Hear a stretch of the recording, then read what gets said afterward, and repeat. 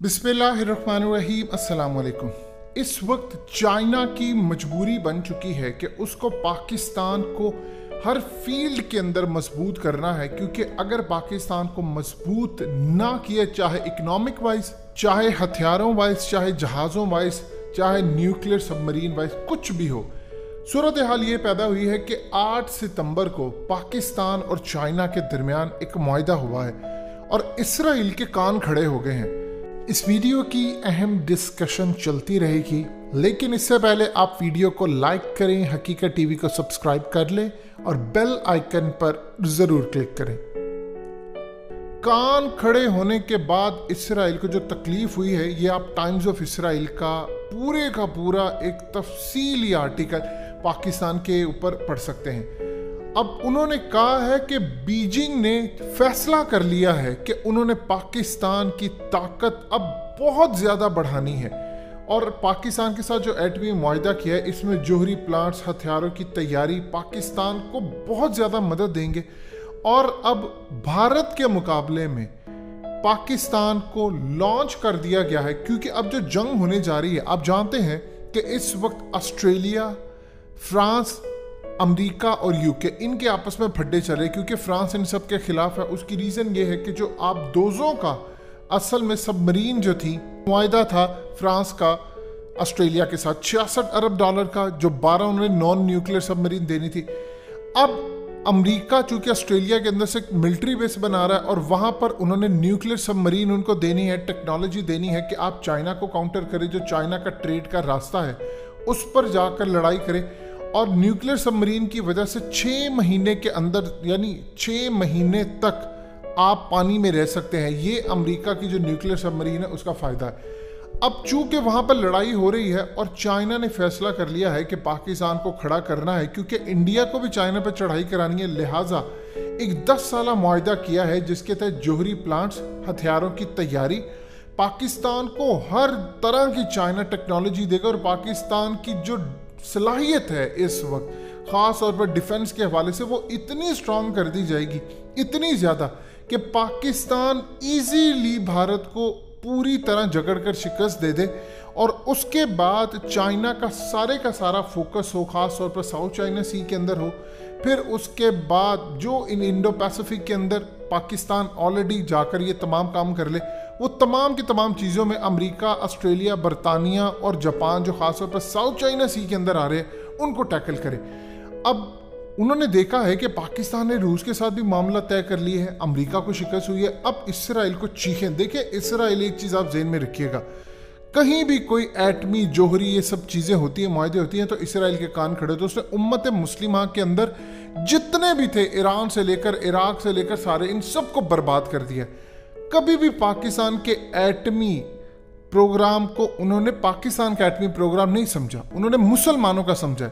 आप देख लें कि कितने ममालिक हैं जो कि एटमी ताकत है। किसी ने कहा कि कोई ईसाई है या कोई कुछ है, या इवन के इसराइल के बारे में कहा कि यहूदियों का एटमी प्रोग्राम है। जब भी बात होती है इसराइल की बात होती है, लेकिन जब पाकिस्तान की बात होती है तो वो कहते हैं कि ये मुसलमानों का एटमी प्रोग्राम है। अब ये जो पाकिस्तान का चाइना के साथ एटमी प्रोग्राम हुआ है, उसके बाद इसराइल के अंदर बहुत ज़्यादा परेशानी है। वो कह रहे हैं कि चीनी जो टेक्नोलॉजी है वो पाकिस्तान मुंतकिल होगी, यूरेनियम की कानकुनी और रिएक्टर की तामीर पूरी तेज़ी के साथ करेंगे। पाकिस्तान की एटमी कुव्वत में इतना इजाफा हो जाएगा कि वो भारत पर बर्तरी हासिल कर लेंगे और उसके बाद भारत का घेराव आसानी से किया जा सकेगा।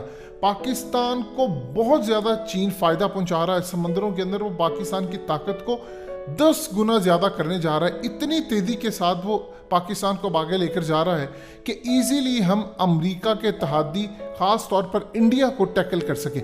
देखिए इसराइल का प्लान ये है कि उन्होंने सुपर पावर बनना है। हकीकत टीवी हमेशा डे फर्स्ट से आपको एक बात कहता है और आपको बार बार इसलिए रिपीट की जाती है ताकि आपके जहन में रहे, जो बड़ी लड़ाई है मुस्तकबिल की, वो चाइना इसराइल की है। क्योंकि अमेरिका ने कुर्सी से गिरना है सुपर पावर की और उसके बाद चाइना और इसराइल की लड़ाई होगी।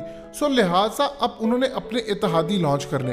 देखिए इस वक्त चाइना की मजबूरी है कि वो पाकिस्तान की इकोनॉमिक सूरत हाल को बेहतर करे। इस वक्त आप देख लें पेट्रोकेमिकल्स के अंदर 15 अरब डॉलर की इन्वेस्टमेंट वो गवादर में करने जा रहे हैं। पहले वो कर्ज देते थे कि आप कर्ज लें ये करें, अब वो इन्वेस्टमेंट करने जा रहे हैं कि एक तो दुनिया को पैगाम मिले कि न्यूजीलैंड के बाद जो मामला ख़राब हुआ है, पाकिस्तान के हालात ख़राब है, देखो अगर हालात ख़राब होते तो क्या मैं इन्वेस्टमेंट करता। 15 अरब डॉलर की इन्वेस्टमेंट तो वो हो गई। इसके अलावा बड़ी बड़ी कंपनीज को वो आगे लेकर आ रहे हैं।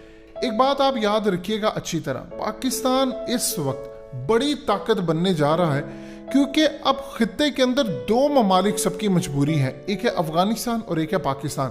पाकिस्तान को मजबूत करना चाइना के लिए बहुत ज़्यादा खुश आइंदा है। देखिए अब उसकी पूरी कोशिश है कि F-35 के तैयारे पाकिस्तान के पास हों। ब्लॉक 3 तक हम ऑलरेडी पहुंच चुके हैं, स्टेल्थ फाइटर हमारा तैयार हो रहा है।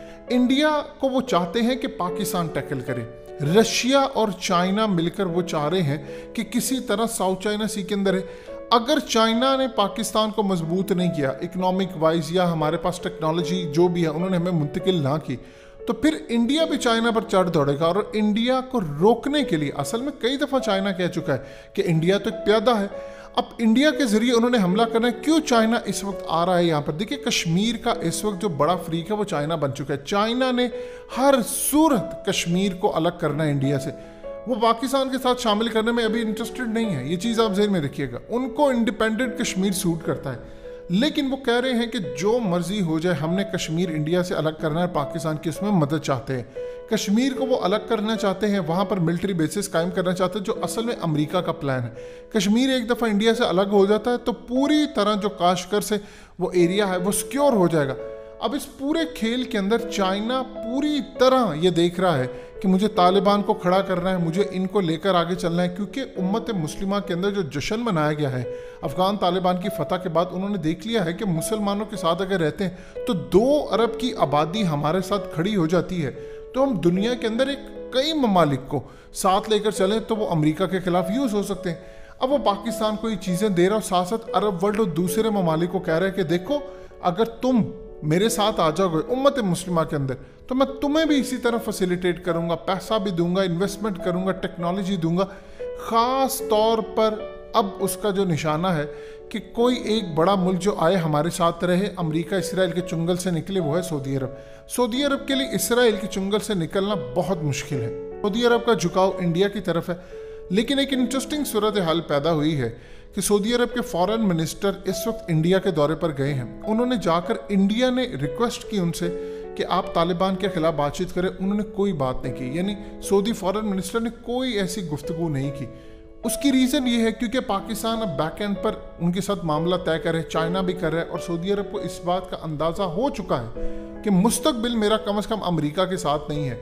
इसराइल के मामले के ऊपर अभी उसका कोई भी प्रॉपर मौक़िफ़ नहीं है कि वो इसराइल से दूर हटे। अभी उनके साथ मामला काफ़ी हद तक उनके तय हैं। सो लिहाजा इस सूरत हाल के अंदर पाकिस्तान चाइना की जो टेक्नोलॉजी है उसकी तकलीफ इसराइल को हो रही है, क्योंकि वाहिद ऐसा मुल्क है जिसको इसराइल ने तबाह करने की एटमी प्लांट कोशिश की लेकिन वो नाकाम रहा। ये अल्लाह की करम नवाजी होती है, वो आपको बचा लेता है क्योंकि उसने आपसे काम लेना है। इसराइल इस वक्त परेशान है कि पाकिस्तान की प्रोटेक्शन बेहतर है। जाहिर सी बात है ईरान के तो हर दूसरे दिन बाद उनके एटमी पावर प्लांट पर हमला होता है, तो उनके साथ तो ऐसा कोई मुआहदा होने से रहा। पाकिस्तान के साथ मुआहदा इसलिए है कि पाकिस्तान ने इंडिया को टैकल करना है। ईरान इंडिया का दुश्मन कब बनता है ये तो आने वाला वक्त बताएगा। फिलहाल तो उनके दरमियान ऐसी कोई भी सूरत हाल नजर नहीं आती।